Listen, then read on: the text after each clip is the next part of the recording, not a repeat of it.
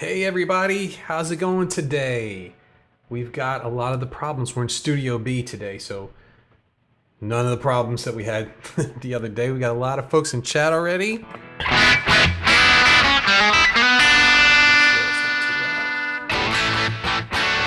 All right, so we're going to be talking about guitar frustrations today. We touched on that a little bit yesterday, and I really went back and kind of skimmed through a lot of the live chat that we had going on, and some really good things going. A lot of really great stories and interactions, and I just was really inspired by it. So I want to keep going with this. So I decided to make sure that Guitar Talk today, we're gonna really start figuring out, just getting a handle on this. How can we make sure that we help as many people as we can not to run into the same problems that we've had, but also kind of map a journey out for ourselves as we go forward? Because everybody here is, that I'm certain everybody here is trying to get better over time, and not just hope and pray that they get better, just to is prepared to do the things it's actually going to take to get better. So that's what we're going to be doing today. I've got Zoom ready to go. If anybody, I just wanted to kind of leave it open today, see if anybody felt like popping in. If you want to hang out with me on the Zoom chat today, just let me know, and I'll send a Facebook message to you. I think that's how I'm going to do it. But if not, that's fine too. This is a topic that I can talk about a lot. Been through it, helped a ton of people through it, helping people through it as we speak. All right, so I want to go back and check out the chat before we get started. So Kevin's here. He says, I think I'm the first one here. What do I win? Dude, you win the big cash prize, man. And that's all I'm going to say about that. Chris is here. Kevin's here. We just talked about Kevin. Evan is here, and the other Evan here. Both Evans are here. That's awesome. And Dean says, "Hey, and Dean, I know I still need to get back to you, man. My life has been upside down, but I'm going to." Dean says, "Hello. Went on a 2-hour drive to a cabin in Wisconsin and listened to the early podcast.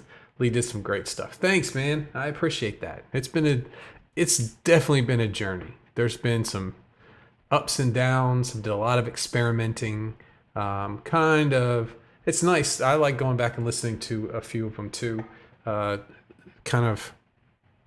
It's much easier now to see the things that I was on track with and the things that I was just experimenting, and what really helped and what didn't.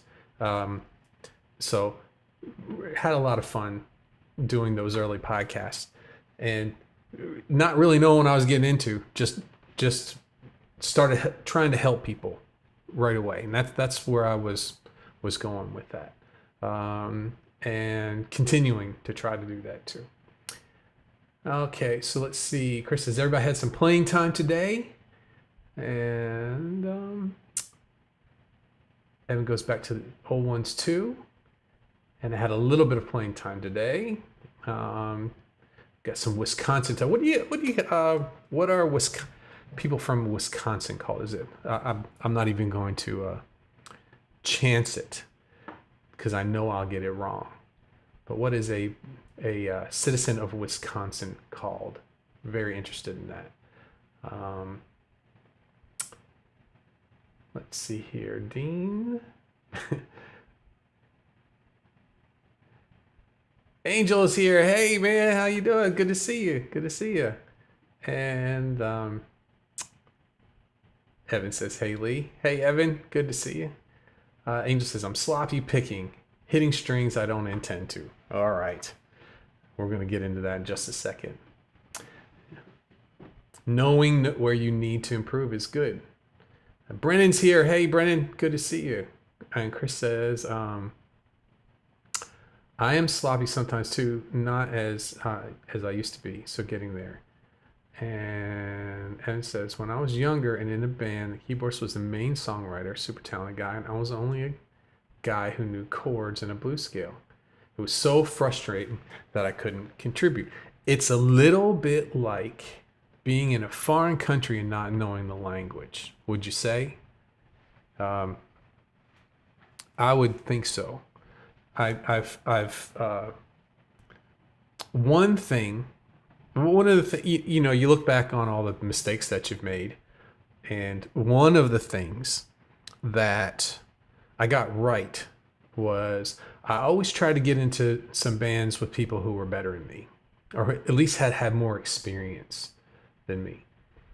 So I was always playing. I would play in, you know, high school bands and all of those things. But I always had another. I would do like I'd do like a wedding band, or I'd do something with some older players who've been around longer than me, and it really helped. Even if it wasn't like the coolest gig, it really helped. Let's see. Whiskeys. I didn't want to go there, but it's good to see you, Angel Man. That's great. Evan says they'd ask me, "Can you write something like this?" And I'd try and fall flat, or I'd try and add a solo and it sounded terrible, or the band would refuse letting me solo altogether. Well, you know, every single person in that band started to, so at one point. So, you know, man, hey, you were out there, you were doing it. That's more than most people do. It's just refining it. That's what where we're going. Hal says, "Greetings, Hal. It's great to see you." Brennan's here too. Hey, Lee. Kevin says, "Wisconsinites." Okay, that's the information I needed to know. Let's see, what was Maine? Is Mainers? Maine. There's so many different things. The town that I was living in before was Forsyth, and they were called Forsythians. I thought that was very. It just has a sort of sound. Forsythians has a sound to it. Chris is here. Hey, everybody. So Evan R. Excuse me, everybody. Spring, right? Evan R. Saw some of your podcasts yesterday. The one that rung the truest was about getting good tone. I find anything related to playing, I can always see improvement over time. So getting good tone, right? Tone is hit or miss. Even when it's good, I'm not sure why. And we're going to talk about tone. That was a big one. I'm going to start a little notepad here, so I don't want to forget these. So we're going to frustrations in tone, and then we had frustrations in musical communication, or playing with others, communicating with others. Yeah, how am I going to word this? Musical communication. Okay, so we're keeping a list here. We're going to go through and tackle every single one of these right there. Coke, late to the party, Wisconsinite, checking in. Hey, Coke, it's good to see you. And I'm going to go through tomorrow. The plan for the hangout tomorrow is we're going to go through the Facebook group, and we're going to go through everybody's submissions. I saw Coke put one up there too. It was good to see you too. Good to put a face with the name. So, but I'm going to go through all of those tomorrow. That's going to be a fun one tomorrow. I'm looking forward to that. So Chris says, "Hey, Evan." Evan says, "Yep, just like being a foreigner without the language."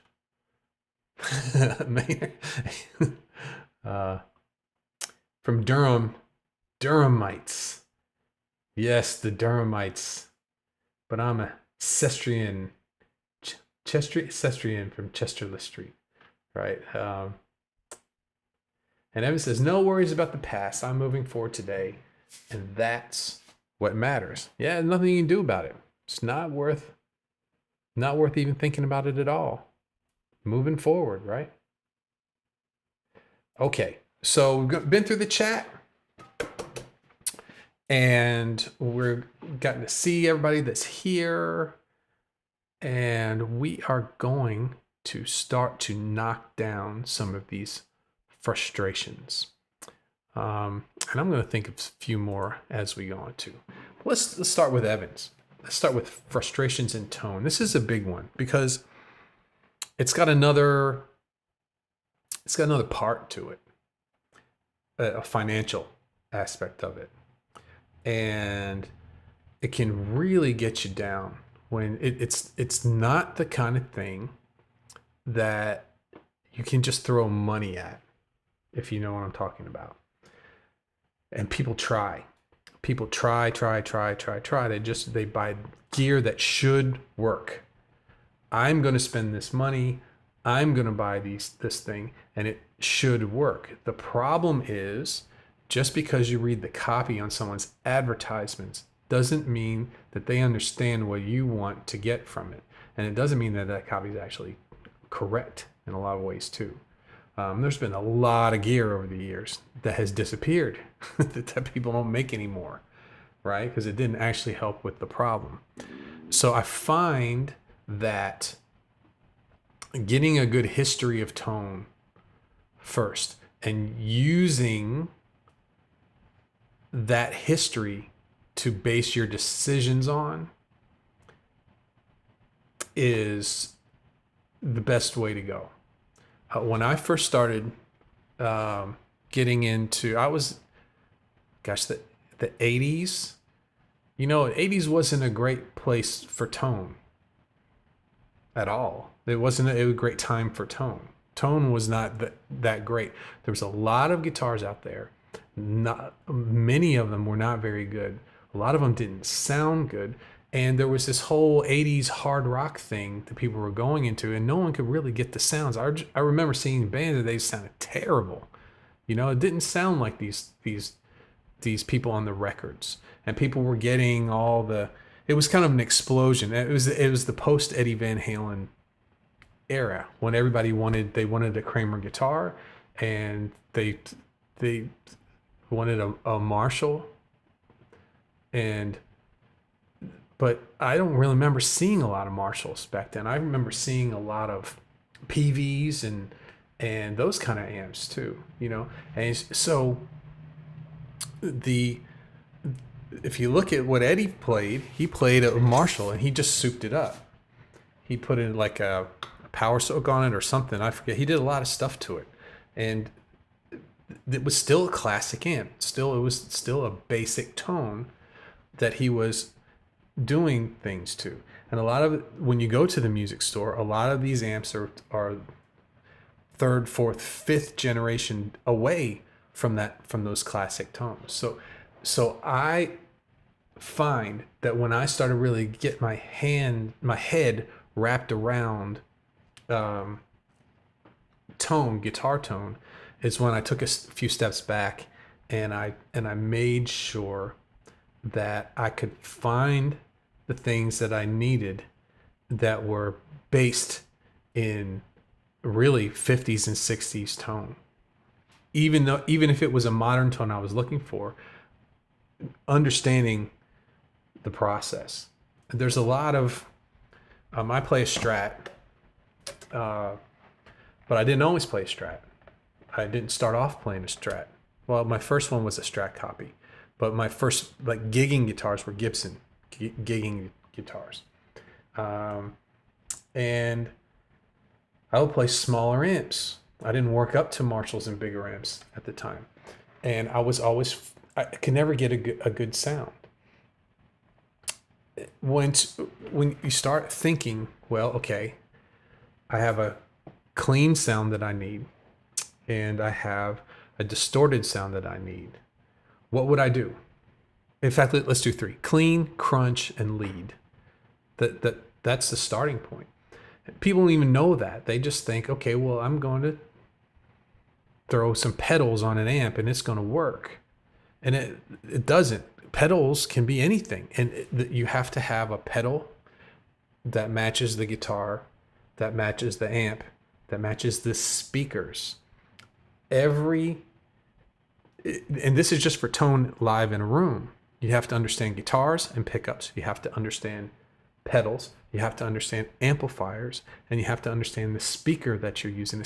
The speaker it's huge, man. And people, and who's got the money to keep buying different speakers, or the time to keep returning speakers when they don't? And in fact, sometimes you get a speaker and it doesn't start sounding good till you've played it for months, and then all of a sudden it breaks in and it sounds the way that you want it to. So how do you do it? How do you get schooled in tone? How do you make the decision? You know, you have to start with the basics, and then realize when you're playing a piece of gear that's the basics, or it's a further evolution of that. And there's nothing wrong with going down these further evolutions, but if you have a good understanding of what a Marshall Plexi sound is, or a Fender sound is, or a cranked Fender sound, or super reverb, as opposed to like a Vibrolux or a Vibraverb, you know. So we're going to start with guitars, and you've got your Tellys, you've got your Strats, you've got your Les Pauls, you've got your Gibson solid bodies, because there's a lot of different, you know, you've got like the Explorers and the Flying V's and all.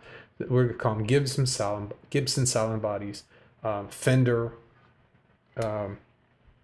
Strats, and Telecasters. They're real big. There's a lot of bigger difference to me between a Strat and a Telecaster than between a Les Paul and then the other Gibson solid bodies.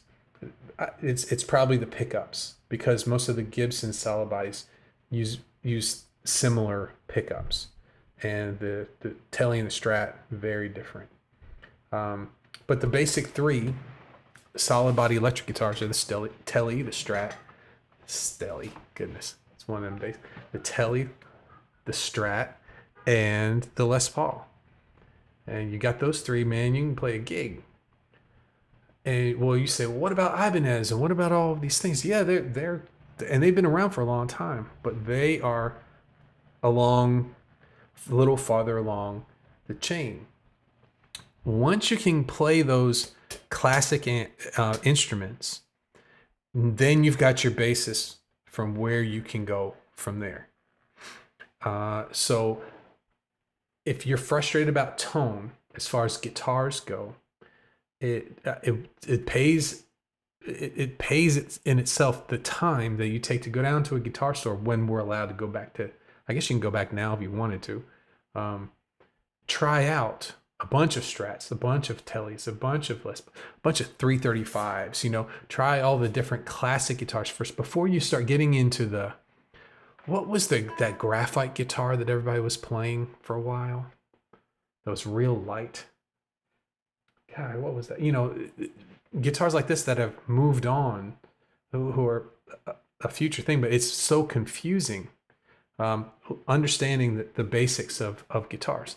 Then pedals, right? What's the overdrive pedals is the most confusing. You know, how do you get a good overdrive sound? Because it deals with your guitar on one side, your pickups on one side, and the other side is dealing with your amps and the speakers. They're all interactive right there. I remember I had a Fender and everybody used a tube screamer. And so I bought a tube screamer. I thought, well, this is going to sound great. And it sounded terrible into my Fender. Why? Because the speakers I was using in my Fender were ice pick speakers. They were shrill sounding, which sounded okay for clean. But I was trying to get a nice warm lead sound out of it, overdriven sound. And they sounded terrible and I thought, well, this must be, you know, I'm playing a tube screamer. Everybody else is sounding great with this, and it sounded like terrible for me. Well, why is that? It's because the speakers I was using. So each link in the chain affects the other. And how do you start with that? Start with classic tones. So we did guitars, pedals, now delay pedals and chorus pedals and those kind of things. That was a big frustration for me too. The chorus and the delays, at first I was plugging them straight into the front of an amplifier, and they didn't sound crystal clean like I wanted them to. So I want to sound like like Pink Floyd or something like that. And I was sounding more like The Edge because it was just going in and distorted. So I couldn't figure that out. That was frustrating. And it's in tone for me. God, I've been happy with my tone for probably about 15 years. So all the way up to that point, from when I was 12 to then, it was just completely frustrating. And from now, I'm just refining it and refining it. I'll go into some more of that in a minute. I want to check the chat here because we've had a lot of chat going on. All right, so let me go back here.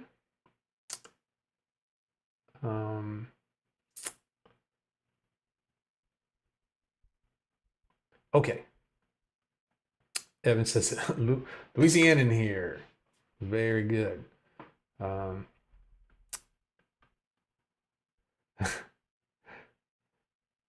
Okay, so Angel says, tone is annoying. I can never reproduce a good tone. And then Coke says, my $20 Goodwill first act has surprisingly decent tone. Awesome. When you get something like that, you hold on to it. And Evan says, I think I must not be too picky about my tone. And then Chris says, I like my tone. Sometimes pedals can get you away from tone. And then Evan says, love the sounds I get though. Chris says, more elements, more to go wrong, or more to adjust. And even straight to the amp, I dig the sounds I get. And Coke says, second, that simplistic tone is the best tone. Yeah, I think so too. I think, I did they do these Allman Brother tributes here a lot. And I don't really do that. I was more of a blues player when I was doing all that stuff. But one year they asked me to come in there because they didn't have a guitar player and they needed another one. And it was like 2 weeks and they needed somebody who could come and learn all the songs and play it in 2 weeks. And I did it.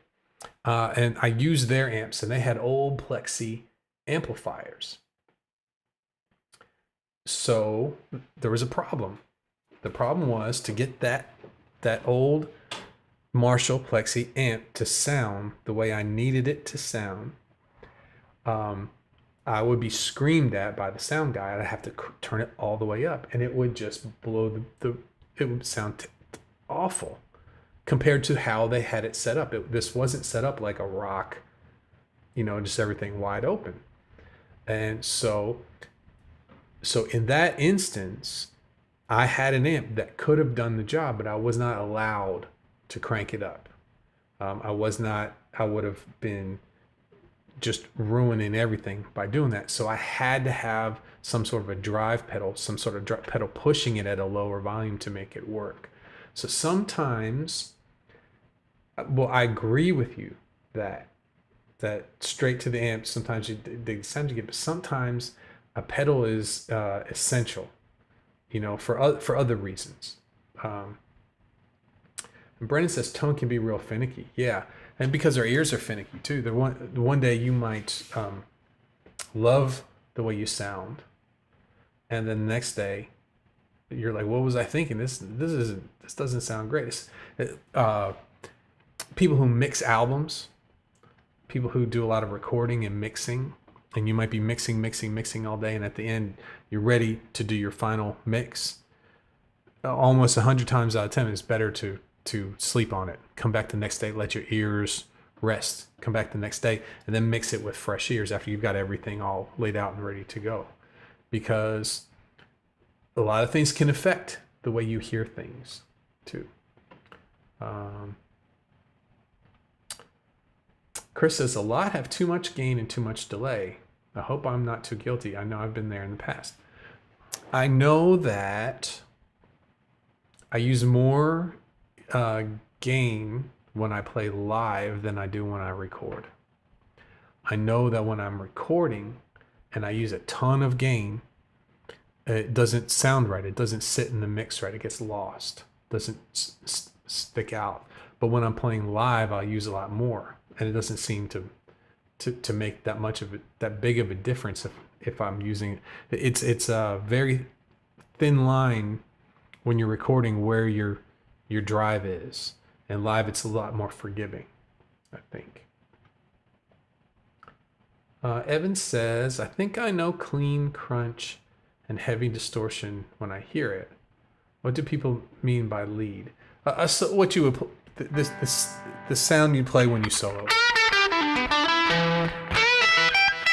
Lead guitar. That's what I mean by that. So clean is a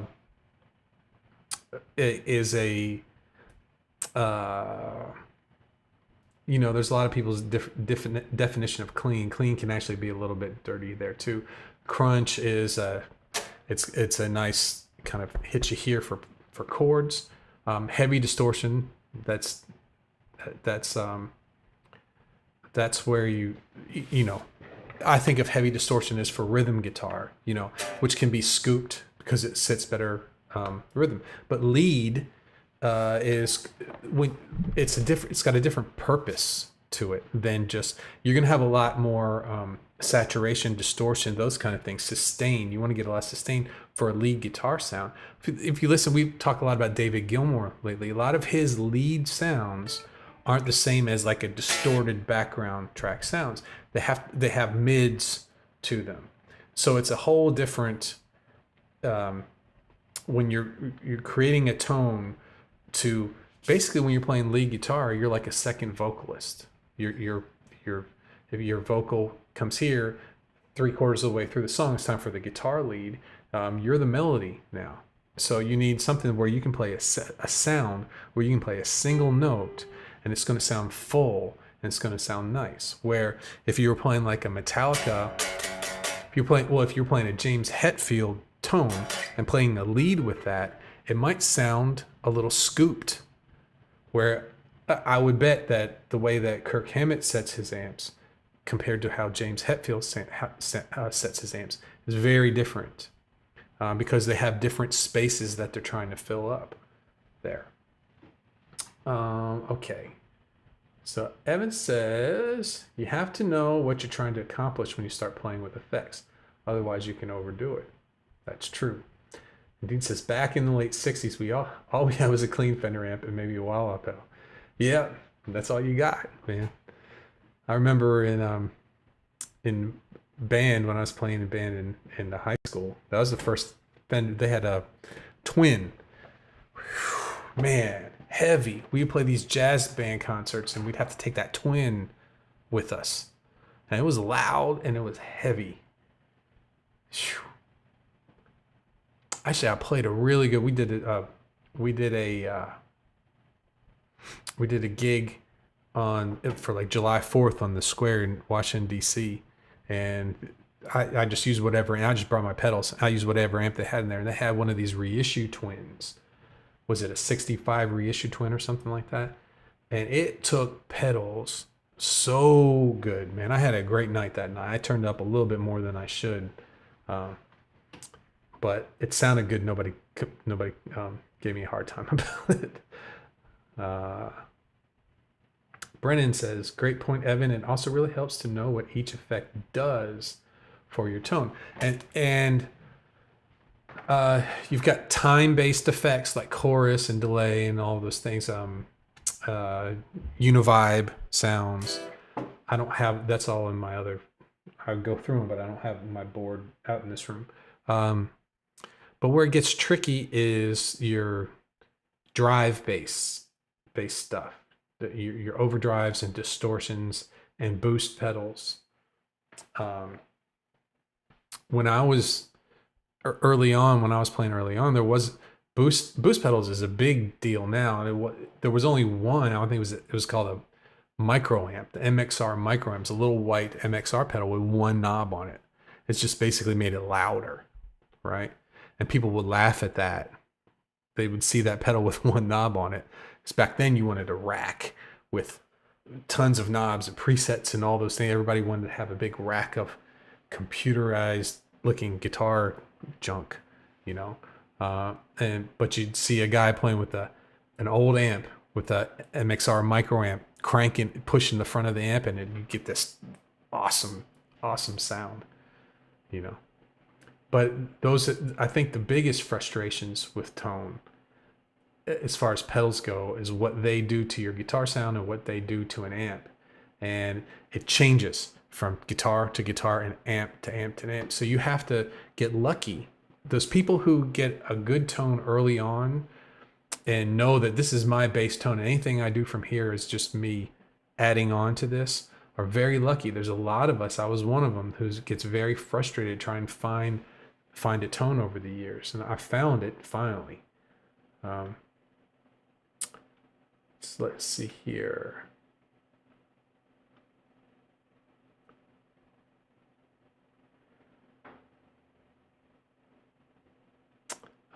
Coke says, when I think lead tone, it's high sustain. It could be, but it could be a clean lead tone too.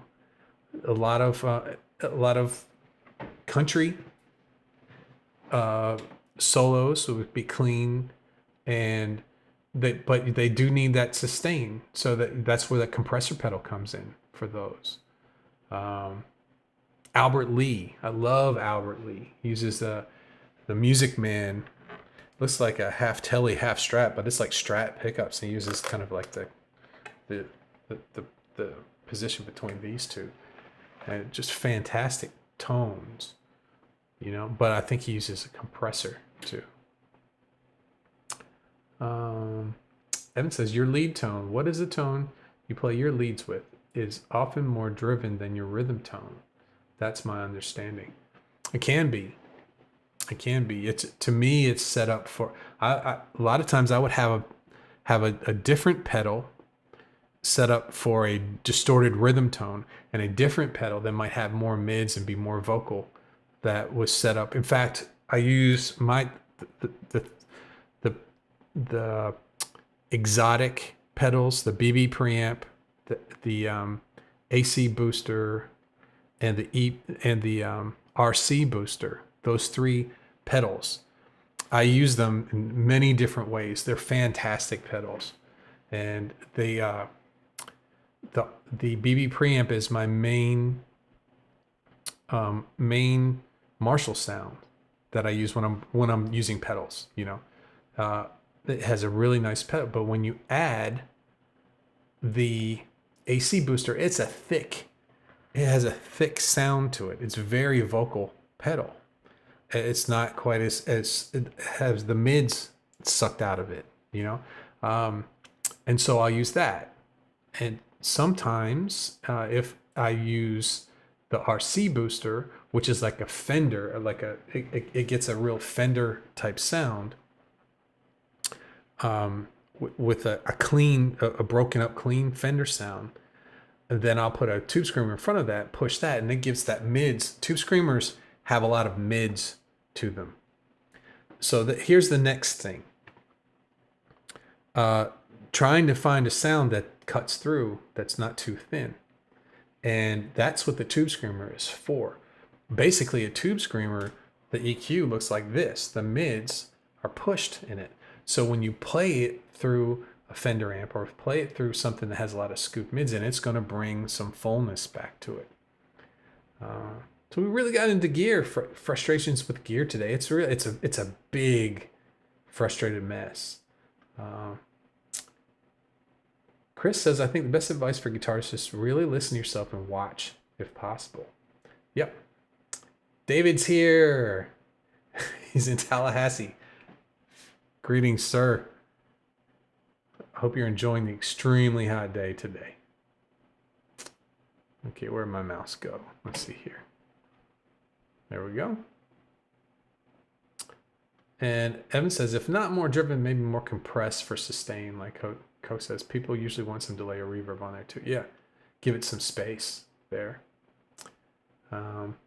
Angel says, I don't have time for tone. Anytime I can scrounge just to practice. Yeah, it's a time. It can eat up a lot of time. It sure can.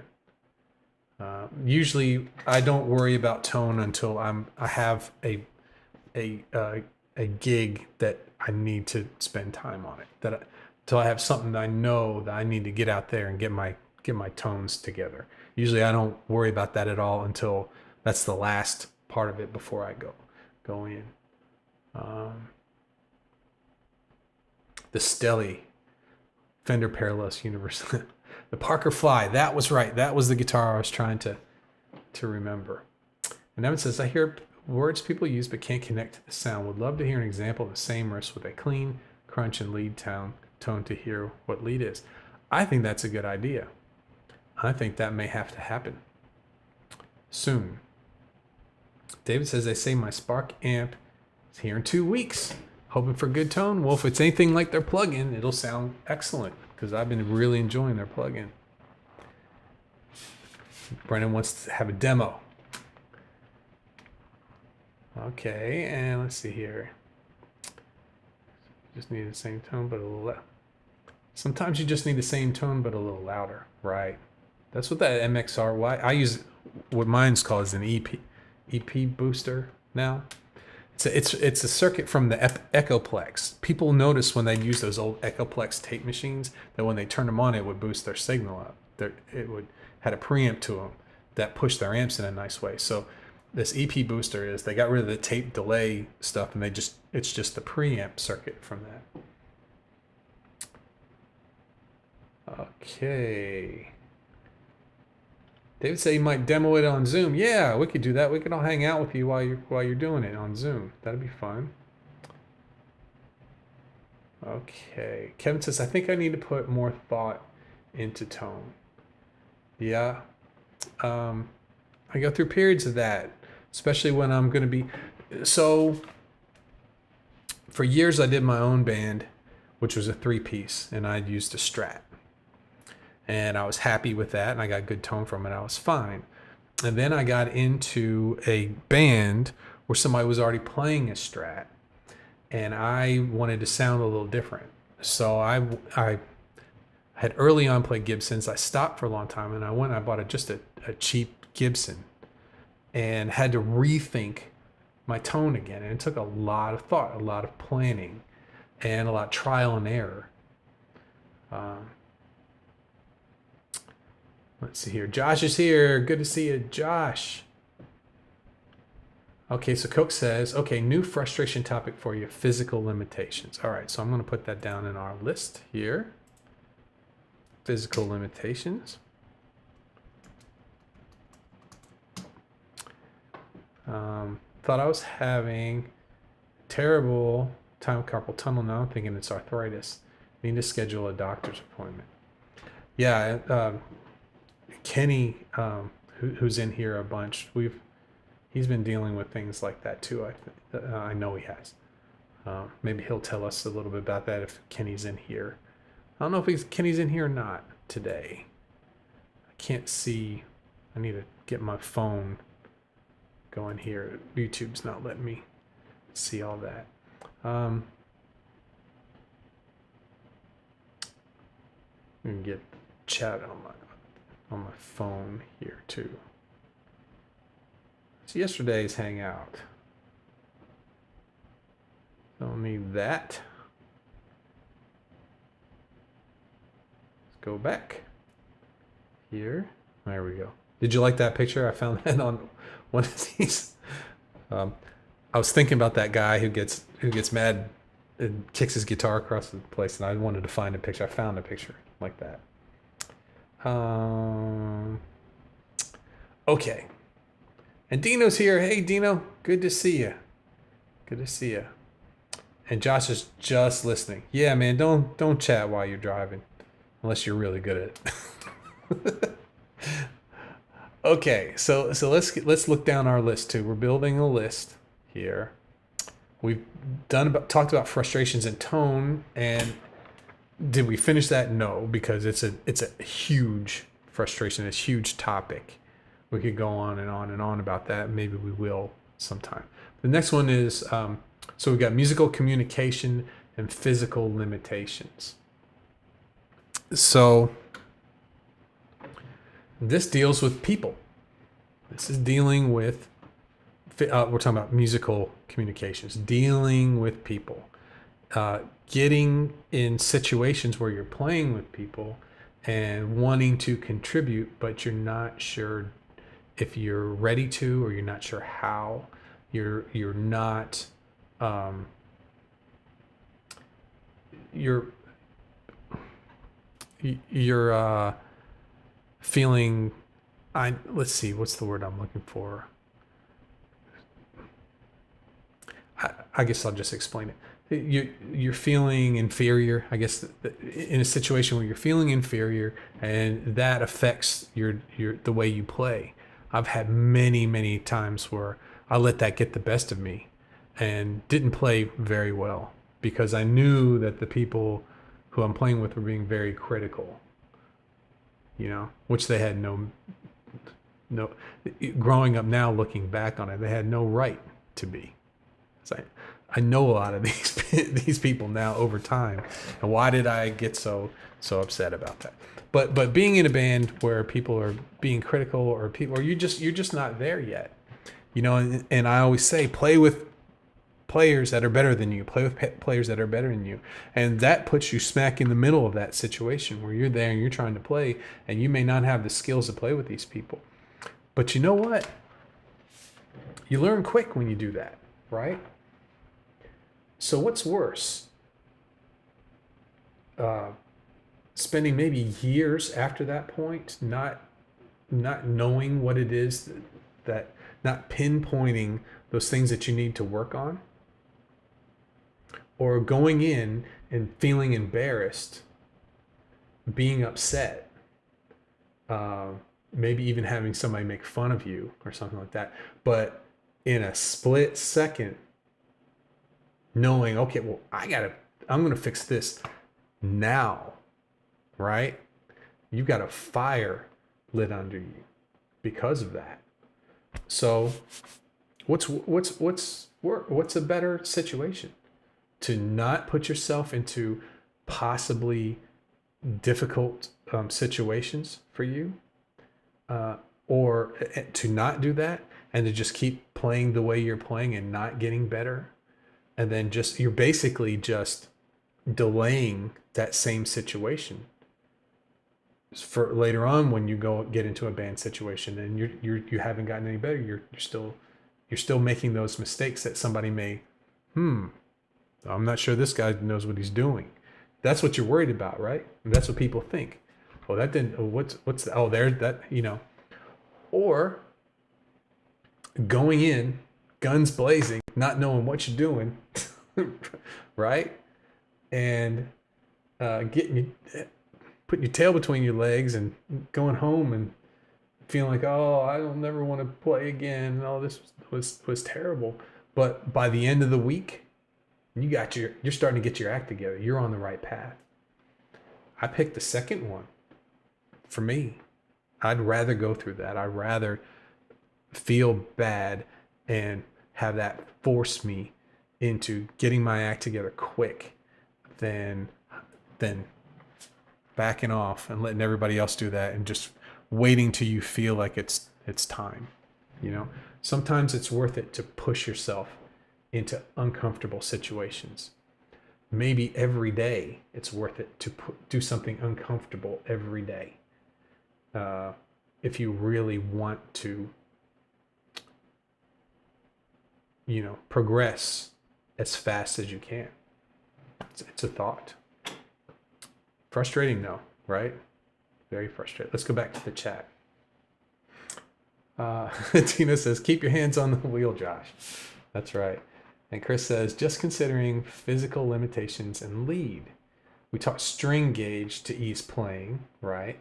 And speed may be a limitation for some, but you never see Gilmour tearing it up, and his stuff is killer. Yeah. Gilmour, we talk about a lot. It's taste. It's tasteful. It's a lot of it's when to do this. If you took a Gilmour solo and took all the space out of it, the stops in between his licks, and put them all together, and started the chord progression and just played everything he played blah, blah, blah, blah, blah, blah, right away, it would be completely inferior to the finished product. Those spaces, when to play, when to wait, when's that big, it can be one note, but if you put that one note right in the right place, it wins. Winner, right? One note, B.B. King.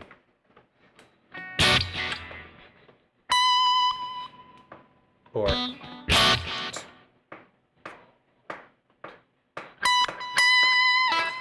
when you do things, super important.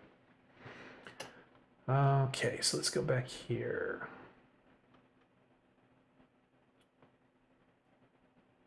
David says frustration with expectations. Yeah, man. Go through it. Go through it. You'll be better on the other side. What's the worst that could happen? It's music, right? So what? So is some. Let me tell you something. Even if you're really good, have you ever seen a pro player and you spent money to play them and they had a bad night, right? This is someone who's famous and stunk it up live. I've seen it. I've seen it happen many times. You know, you're gonna go through that even when you've got it together. So you might as well start off and go through it now and get used to it right away. It's just what I think. Frustration on rhythms occasionally. For example, singing and playing works for some rhythms. Then try a different song with a different rhythm, and that one seems impossible to do simultaneously. Yeah, the trick to singing and playing is it's really just one thing. You have to line them up. So one of the things that I've helped a lot of students with singing and playing is to figure out the rhythm of the accompaniment first, and then go through the lyrics and find out what syllable lands on each strum. So even if you're singing before you play or singing after you play, if it's not linked up, at some point they link up. And when you can find those places that they link up, then you're doing one thing instead of two things. And that's helped a lot of people.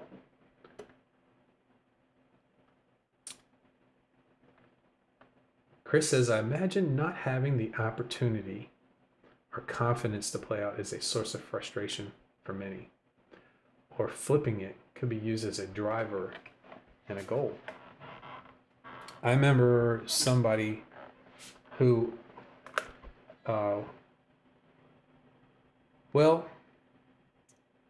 I'll start from me. It's probably better I talk about me than other people. So I became a lead singer out of frustration with, it was one gig really that did. I had had years of frustration with the people who were singing in bands with me, but it was never that bad that made me say I had it. But there was one gig where it was a new band I was playing with. It was the first gig we were playing, and I was in a new town, and the guy hired a band. I was one of the members of the band, and we went down there and we played his music for about half hour, and then he left, gone, took off, took a walk in between. We had two more sets to play, and the guy was gone, right? I think I know what he was doing, just between you and me. So we were sitting there. It was a bass player, myself, and the drummer. And I had dealt with little things like this, but this was like, I had it. I was done. And I was like, you know what? And I tried to sing a little bit just so we could get through the night. We got through the night. I got paid barely anything for that. And I said, this is over. That next week, I went to a small club right here in Macon, and I booked a gig for a 3-piece band. And it was a rough little club. It wasn't, it was no place, but I figured, I'm done. I don't care if I stink. I don't care if what I sound like. I'm going to do it. I booked the gig and I worked my tail off. And you know what? It wasn't that bad. When I got through it, people liked it. And the next time they asked us to come back. Was it perfect? No. Did I sound great? No. But it wasn't bad. If it had to be this good, it was like this good. It wasn't up there. But the people came back the next time. And the people came back the next time, and I got better, and I got better, and I made mistakes, and I didn't do things correctly, and then I learned over time. So So frustration can push you forward. That's right, Chris.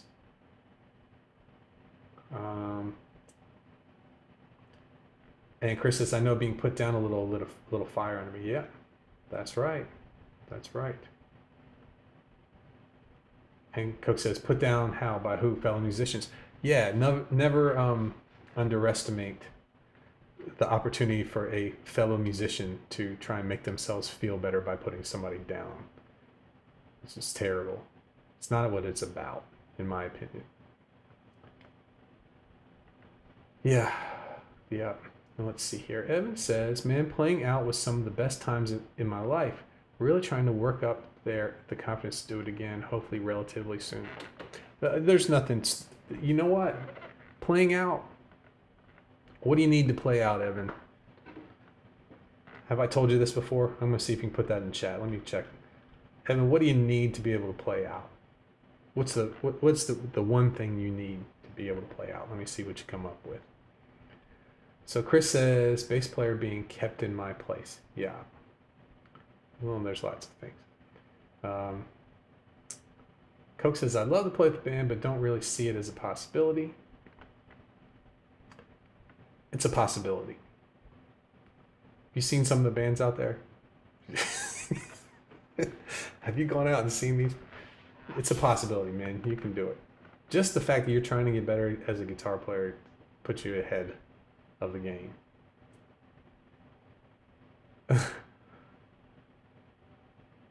I think I'd have to be the guitarist in a bubble to make that work. Yeah, well, that's true.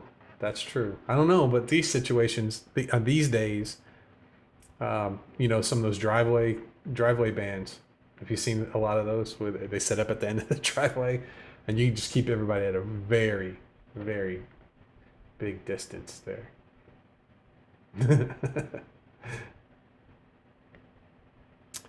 Let's see here. Coach says, Lee, in regards to that, it seems to be just different rhythms, honestly. I can sing and play well over 100, but for example, I Will Survive, Cake's version, I instantly lose the rhythm singing. Yeah, I'd have to see. Every song has some specifics to it that you have to get past.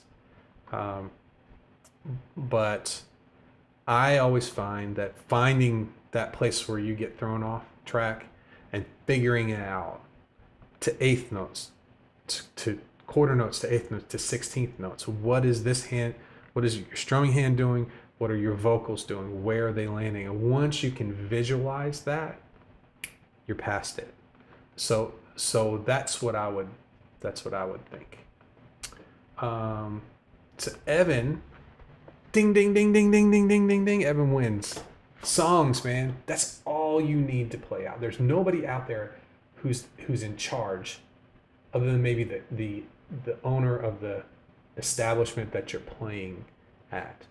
And there's nobody out there who's saying that you can play or you can't play. All you need to play out is songs. You need to have, I'd say, 30 songs. So you could do 3 sets if you had to. That's the most that I ever had to play. No, I take that back. That's a nightclub, 30 songs, 3 sets, 3 10-song sets. Or you could do 2 75-minute sets, however you want to do that. But 3 hour sets, right? 10 songs. And then there were times where I played some clubs where you start at 9 and it was a late, you play till the middle of the night. And so we do like a lot more than that. But that was on down the road. Normally, man, 30 songs. If you got 30 songs, you got them, and you're in. There's places that need bands to play. Are you going to make a lot of money? No. But are there places that want bands to play? Oh yeah. So that's all you need. This usually happens from people who want to sing and play the most. Oh, I want to play, I just don't know if I can, or anything like that. That's all negative thinking. Play. Just go out there and play. Who's good? What's the worst that somebody could say? Oh, you're terrible. Well, you know what? Here you go. Take the guitar. You try it. You know what I mean? And I'd rather go out there and be terrible and learn from it and come back the next time and not be so terrible. So I'd say do it. That's what I say. Do it. Play. Get out there and play. There's part of playing out. There's something about playing out that can't be taught. There's something about putting yourself in that situation that's like the icing on the cake to all this work that we're doing here. It's one thing to have the time at home to think, oh, that's the Dorian scale. And it's another thing when you're sitting there, somebody says, hey man, how you doing? And you hear the drummer behind you going, 1, 2, ready, go. And all of a sudden you're playing, you don't remember what song you're playing, what key you're playing, any of those. You don't have time to think of these things. And that pushing yourself to get through it, it's nothing like it. There's nothing like it. I remember many times coming home after playing something like a festival or something like, they're coming back to a hotel room or something like that and just sitting in bed just wide awake going, wow, that was it. You know, I don't remember what happened, but it was great. Evan says, I've got full intentions of getting a bass and recording an album on my own. Maybe no vocals, or maybe someone else can sing. I don't think I've got a singing voice. I didn't think I did either. I do. I think you do too. Songs are the one thing you need to play out. Chris Ward rushes to make a list of 30 songs. That's all you need. Songs, man. That's it. There's nobody standing there saying you can play and you can't play. There's nobody. Who's holding you back from playing? Right? There's people out there who are not as far along as you. Everyone here that's listening, there are people out there who are not as far along as you, who are out there playing on a regular basis. What do you think about that? It's the truth.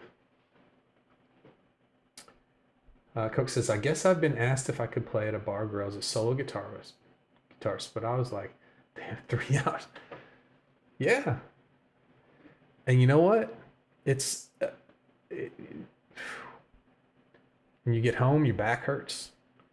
It's better than exercise, man. You know. But it's a lot. It's a lot. It's worth it though. Chris says, just play in the Facebook group live. And then says, I don't care if I make any money, to be honest. There's a thrill in playing live. I've never experienced anything else. It's awesome. Chris says, I did that and I learned a little there. Definitely a step towards playing out. Right. Co says, you got that right. Played an open mic and it's a crazy feeling having 40 people clap. Yeah. 10 people. It's the best. And Dina says, I agree, Evan. It's a great feeling when it all comes together. And a lot of people are just waiting. They're waiting for that right opportunity to play out. Doesn't happen a lot of times. Sometimes you have to get out there and look. You've got to get out there and start your own thing, you know, or get out there and it comes down to a decision. It's one decision. You're going to do it or you're not going to do it. And once you can make peace with yourself to make that decision, things start moving really fast after that. Okay. So that got into playing out. That's good. It's a good guitar. I'm gonna add that to our list so that it's frustrated about playing out. So let's talk about physical limitations before I go here. So physical limitations is it's a very tricky one.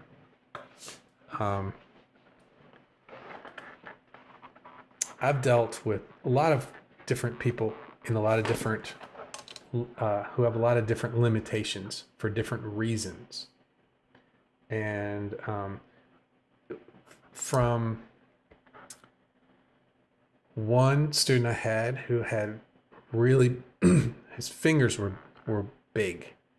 It was hard time finding a guitar so that he could play a C chord and all the notes would come out. And it was hard to adjust this is someone who worked with engines a lot, and his hands were they were busted up, over the years. That was one. I had people who have had severe mental disabilities that we've overcome things too. And what I found over the years is it's kind of goes along with everything that we're doing here. Is it's a journey, that trying to get that through.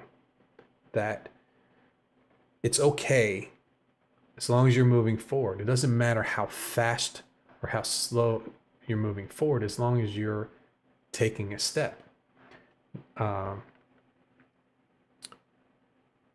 And as long as you're not injuring yourself more, if we're talking about an injury. So we had some, one of the, trying to put this into words, one of the students that I had who was an autistic person also had motor skill problems too. And we had wonderful breakthroughs over time. But this is over a year before any of those breakthroughs happened. And we just kept going at it, working, forming those pathways, getting hand-eye coordination going on. And when there was no progress, the only progress was that we had progress in our determination to do it again next week, and eventually saw results. Now, with things like arthritis and things, and I'm not a doctor. I can't say that, but I do know that proper playing technique can and working towards that. Some people can't even get to be able to do the proper technique because of the issues that they're dealing with too. So that frustration of having to rest, giving yourself time to get past a limitation, and when you're determined to do that too, it's amazing what people can do. It's amazing that I've seen some really, really some things that I was really proud to be a part of. That's all I'm going to say. So for Coke, if you're having arthritis, I would assume for arthritis, there would be some sort of slow exercises that people would, that doctors would, or therapists, and to work through the pain without causing more problems. And so that's something I want to look into, playing guitar with arthritis too. I want to look into that specifically, because I know Kenny's dealing with that. I've seen a lot of people, when they get into a regular routine, even if it's not an intense routine, find better results through routines. I'm going to look into that.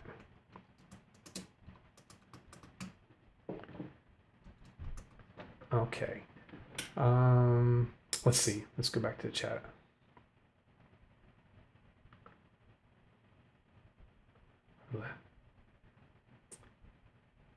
Tina says, I agree, Evan. It's a great feeling when it all comes together. It is. And then Evan said, like, you've got to be formally invited into the Good Enough to Play Out club. Yeah. People just play out. Nobody owns playing out. You can play out if you want to, no matter what stage, what level you're. We used to go to these songwriters. We lived in Nashville for 2 years, and I was gone a lot. Most of my weekends were out playing other places. But when my wife and I did get to go and hang out in Nashville, we would go to these songwriters nights, and you'd see these people who write these famous songs, these awesome songs, and they're the performer on these songwriters nights. They usually have 3 or 4 of them. They're all sitting on the stool with a acoustic guitar, and they'll start playing this song, and you think they're doing a cover of some famous song, and that's the person who wrote the song. And you wouldn't believe some of these people who wrote these fantastic, amazing songs. You wouldn't believe the how early on their progression with their instrument they are. That's how I'll put that. Okay. All right, guys. I'm going to look more into arthritis and physical limitations as we go. But it's a little after 5. I'm going to go ahead. Hope you guys have a great rest of your weekend. This was fun. I appreciate everybody sharing so much today. I'm just scrolling through the chat. It was, man, yesterday and today have been a lot of fun. This is becoming a lot of fun for me. I really enjoy it. Sometimes if I try to prepare for these, I just go, man, you know what we're going to come up with in chat is a lot better than what I'm preparing right here. So let's just see how it goes. So this was a lot of fun. Thanks everybody for hanging out with me. And